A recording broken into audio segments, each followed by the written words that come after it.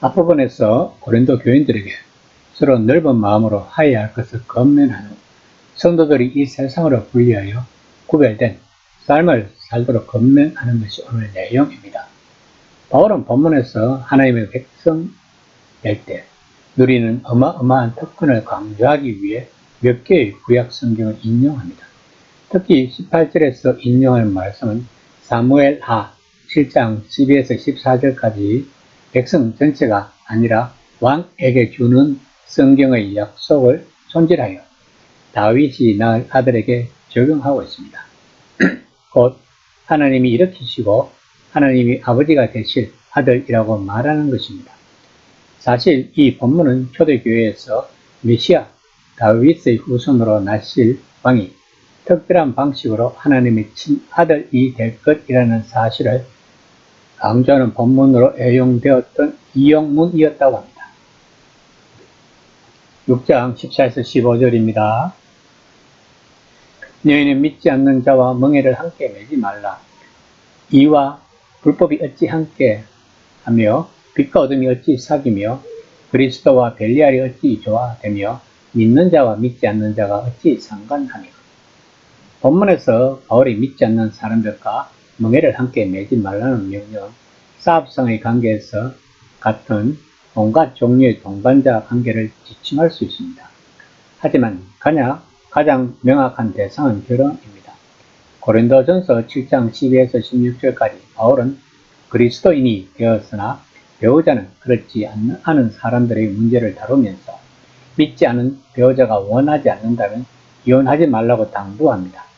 하지만 같은 39절에서 그는 처음으로 결혼 서약을 할 때에는 그 결혼이 주 안에서만 이루어져야 한다고 다시 말해서 동료 그리스도인과의 결혼이어야 한다는 점이 중요함을 분명히 해둡니다.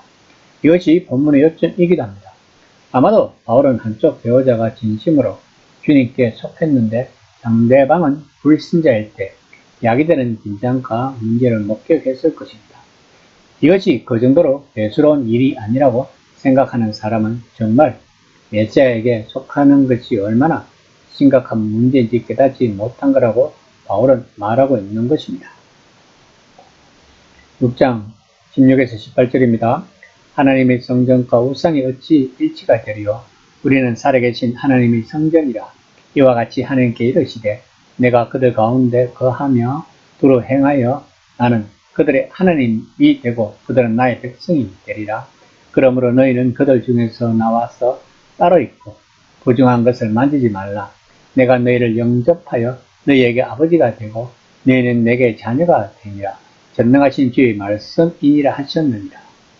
16절은 에스겔 37장 27절을 인용한 것으로 유배 이후의 회복에 대한 중요한 약속을 부활의 관점을 나타내고 있는 내용이고 17절에서 그들 중에서 나와서 따로 있고의 출처는 이사야서 52장 11절을 인용한 것으로 하나님 나라가 임하여 포로된 이스라엘을 바벨론에서 구출한다는 본문 가운데 나오는 것으로 그 뒤에는 죽었다가 다시 살아나서 하나님의 목적을 완수할 여호와의 종의 사역이 이어진다는 내용입니다. 그리고 사무엘하 7장 14절을 반복하는 18절 역시 에레미야 31장 9절과 같이 합니다. 거기서 하나님은 자신이 이스라엘의 아버지이고 에브라함이 그의 장자이기 때문에 자기 백성을 바벨론에서 데려오겠다고 다시 한번 약속하십니다. 이 구절들은 마구잡이로 끌어온 것이 아닙니다. 이 본문들은 한 목소리로 이렇게 말하고 있는 것입니다. 메시아 안에서 하나님은 자신이 많은 약속, 특히 자기 백성을 유배해서 돌아오게 하겠다는 약속을 성취하셨다는 것입니다. 그러나 진짜 유배는 바벨론의 유배가 아니라 죽음 자체의 유배였습니다. 그런데 메시아의 죽음과 부활로 인해 이 유배가 풀렸다는 것입니다. 이제 하나님의 백성이 그분에게 기양할 때란 것입니다. 죄와 사망의 땅에서 돌이켜 두 팔로 받아주실 아버지께서 기양할 때라고 말하고 있는 것입니다.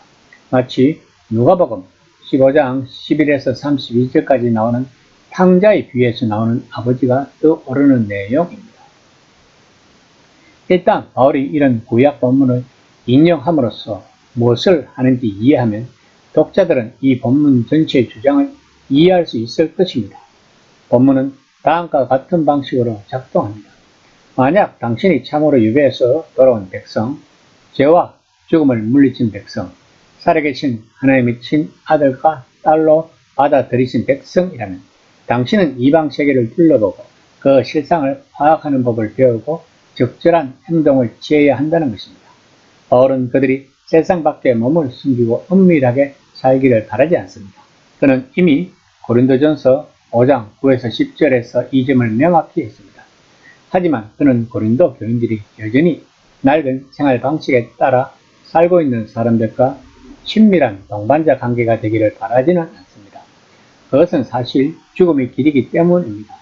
바울은 본문에서 고린도 교인들에게 정의와 빛, 메시아, 믿음, 하나님의 성전을 대표하는 자들이고 반면에 복음을 거절하는 세상은 결국 불법과 어둠, 벨리알, 믿지 않음, 우상 숭배를 대표한다는 것입니다. 따라서 고린도 교인들에게 세상이 당신들을 끌어내리거나 세상의 방식으로 몰아넣지 않도록 순결하게 자신을 힘써 지켜야 한다고 주장하고 있는 것입니다.